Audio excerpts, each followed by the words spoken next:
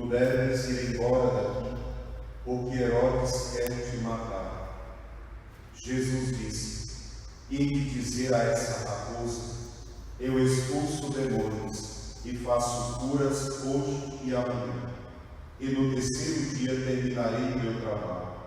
Entretanto, preciso caminhar hoje e amanhã e depois de amanhã, porque não convém que um profeta morra fora de Jerusalém. Jerusalém, Jerusalém, tu que matas os profetas e apedrejas os que te foram enviados.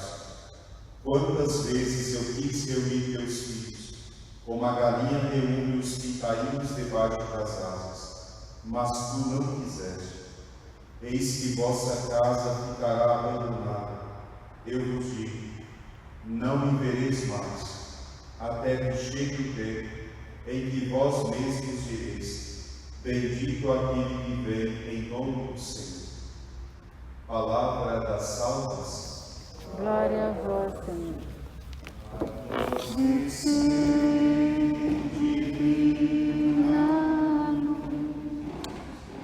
A nós descer, divina luz, em nossas almas acender o amor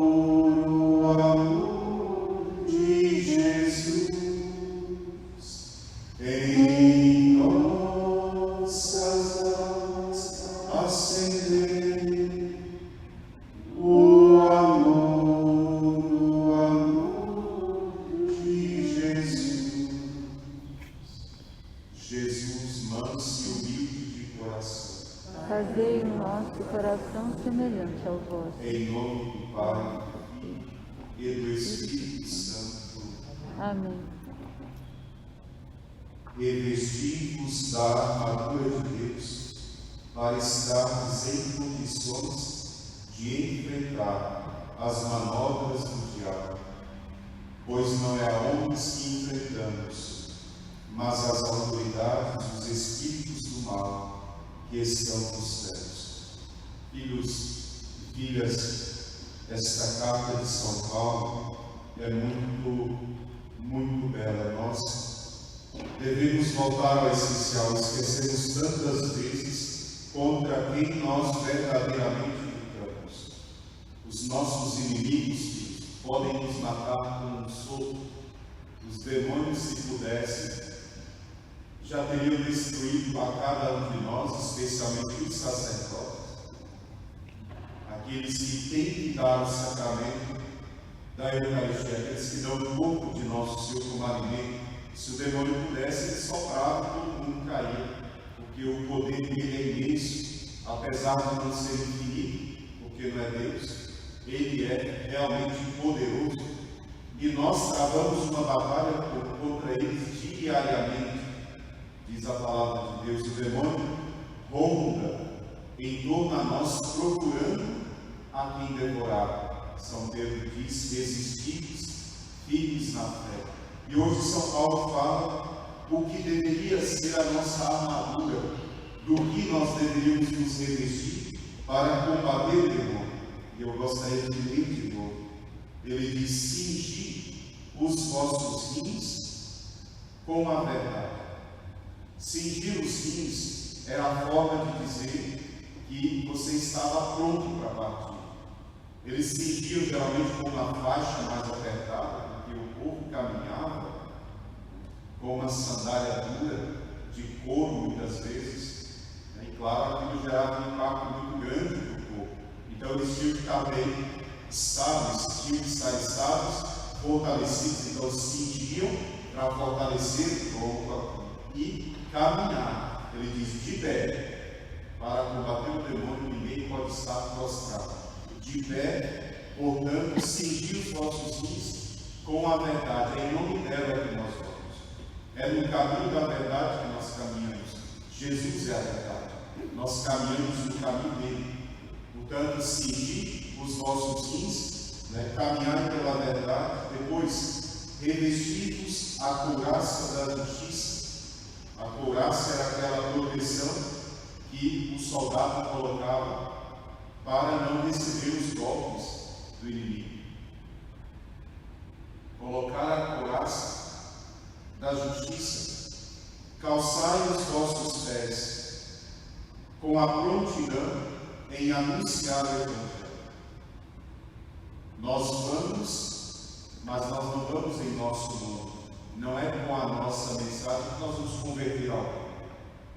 Tem gente que acha que vai converter os outros dizendo as palavras que os outros querem ouvir. São Francisco dizia: adoçar os ouvidos com as palavras doces. Isso acontece. O pai, ao invés de dizer a verdade do filho, fica amenizando e prometendo coisas para ver se o filho muda. A mãe, ao invés de corrigir os filhos com a palavra de Deus, fica dizendo palavras doces para ver se convence ele a fazer o que ela quer. Lá na frente ele vai desobedecê-la. Jesus diz: nós vamos com a prontidão de anunciar o Evangelho que não é nosso. Às vezes não vai agradar aquele que ouve, mas certamente vai salvar, porque o Evangelho é a fonte de salvação. Então, esteja pronto para dizer as palavras do Evangelho. Se não forem acolhidas agora, podem ser acolhidas depois, porque a verdade sempre poderá ser acolhida. Então, cingir-os com a verdade, colocar a couraça da justiça, se calçar com a prontidão de anunciar o Evangelho. Tome o escudo da fé.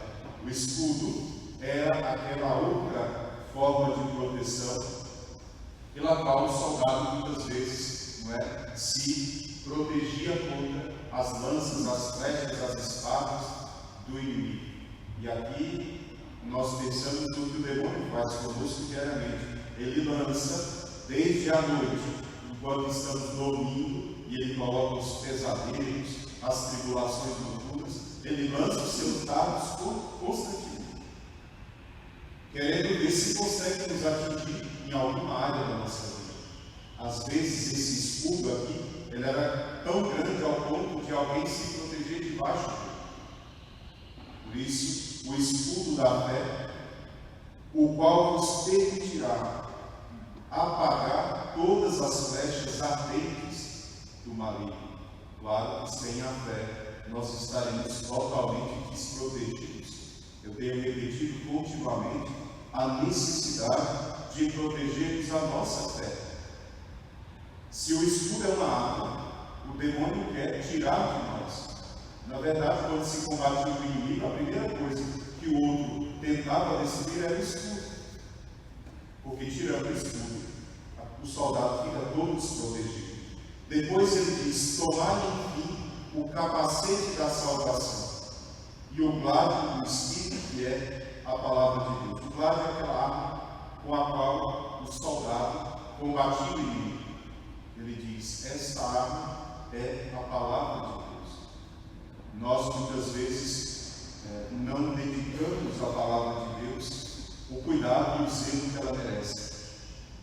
Eu penso que nós poderíamos muito bem dedicar o ano inteiro a aprofundar no Evangelho de nosso Senhor, aprofundar na palavra de Deus, porque ela é a sua arma contra o inimigo. Lembra quando o demônio vem a Jesus e diz: está escrito que tudo que você mandar os anjos farão. Então pula daqui. Está escrito que os anjos vão te proteger. O demônio usando a palavra de Deus contra o próprio Jesus. E ele não vai usar contra nós. Quantas vezes o demônio lança na nossa face, como um dardo inflamado, os nossos pecados e justifica os nossos pecados na palavra de Deus. Deus fala que vocês não podem matar, e você acabou de matar aqui essa pessoa com a sua língua. Está vendo que você não merece a Deus? Está vendo que Jesus morreu lá na cruz por você? E você ainda faz isso. O demônio lança sobre nós todas as verdades do Evangelho, mas claro, não para nos salvar, para nos condenar. Portanto, nós é que devemos ter a arma do Evangelho, não ele. Ele usou o Evangelho contra o próprio Jesus. como uma arma, achando que Jesus estava fraco lá no deserto. E Jesus diz: nem só de pão vive o homem, mas da palavra que sai da boca de Deus. Se a palavra de Deus é uma arma para nós, ela pode ser alimento, ela pode ser mesmo uma forma de nos defender do inimigo. Com preces e súplicas de vária ordem, orai em todas as circunstâncias no Espírito, vigiai com toda a perseverança, intercedendo por todos os santos. E no fim, São Paulo pede oração por ele, para que ele tenha coragem de anunciar o mistério do Evangelho. Vejam, claro que aqueles combatentes da primeira hora são os sacerdotes, porque eles têm que pregar. E toda vez que nós pregamos aquilo que nós não vivemos, sabe, nós damos ao demônio uma arma contra nós. Se o padre prega aquilo que ele nem quer viver, naturalmente o demônio lançaria na face dele a hipocrisia e diria: você é muito hipócrita, prega o que você não vive, prega o que você nem quer viver. Logo o demônio teria armas contra nós. Muitos padres estão abatidos e desanimados, porque eles sabem lá no fundo que aquilo que eles pregam talvez já não é mais aquilo que eles lutam para viver. Então, com o tempo, naturalmente, isso vai pesando, porque o inimigo vai ferindo o nosso coração. Pior ainda, São Paulo diz, a necessidade de anunciar com coragem o Evangelho. Quando nós começamos a fazer compromissos com o Evangelho, naturalmente, a coragem vai sendo abandonada. Se eu não posso falar a verdade para vocês porque vocês não concordam, ou vão criticar depois lá no Facebook da paróquia, ou no e-mail da paróquia, quando alguém não gosta aqui das pregações dos padres, geralmente vocês vão lá no e-mail da paróquia e manda lá: eu gostei desse padre que foi muito. Naturalmente, se o padre não pode pregar a verdade, ele nem salva vocês, nem salva ele. Agora, para pregar a verdade, tem que ter coragem, porque um dia alguém vai gostar do outro, alguém não vai gostar. E o que o padre faz? Trabalha para agradar ou para desagradar? E ainda tem que agradar a Deus e combater o demônio. Contra qual inimigo nós lutamos lá no fundo? Muitas vezes nós temos que lutar contra nós mesmos, que é o maior inimigo da alma, somos nós mesmos. Portanto, escolher contra quem lutar, São Paulo diz: orai por mim. Orai por mim, para que a palavra de Deus seja colocada na minha boca, para anunciar corajosamente o Evangelho, do qual eu sou embaixador acorrentado. Um embaixador acorrentado. Eu sou obrigado a pregar o Evangelho. Como pai de família é obrigado. Eu sou obrigado, não é que eu gostei ou não gostei. Eu sou obrigado a dizer: eu estou acorrentado. Possa eu, com a minha obrigação, proclamá-lo com toda a ousadia de São Paulo. De fato, São Paulo foi o maior apóstolo pregador do Evangelho, muito ousado, mas naturalmente pagou um preço muito alto. Apedrejado, flagelado, tido como morto, expulso das cidades, tinha que sair fugido. Uma vez o apedrejaram, levaram um pouco para fora da cidade, ele se levantou, entrou na cidade de novo e só depois partiu.